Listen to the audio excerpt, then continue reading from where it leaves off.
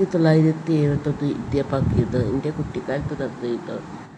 അന്ന് ഡാഡി മിലിറ്ററിയിലുള്ള സമയത്താണ്. അപ്പം ഞങ്ങൾ ആസാമിലെ കോട്ടേഴ്സിൽ മിലിറ്ററി കോട്ടേഴ്സിൽ താമസിച്ചു.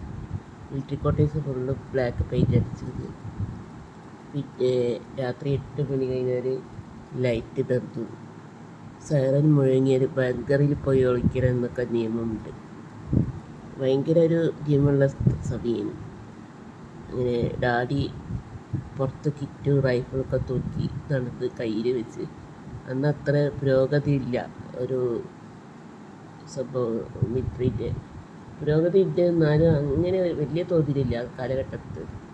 അങ്ങനെ കിലോമീറ്ററോളം നടന്ന് ബങ്കറിൽ പോയിരുന്ന് റൈഫിളോട് ശത്രു സൈന്യത്തിൻ്റെ നേരെ വെടിവെക്കുന്ന ഡ്യൂട്ടിയായിരുന്നു എൻ്റെ ഡാഡിക്ക്. അത്ര യുദ്ധം അത്ര നിന്നിട്ടില്ലായിരുന്നു, പെട്ടെന്ന് അവസാനിച്ചു. എങ്കിലും അഭിമാനമുണ്ട് ഇപ്പോഴത്തെ കാലത്ത് ചർച്ച ചെയ്ത യുദ്ധത്തിൽ പങ്കെടുത്തു.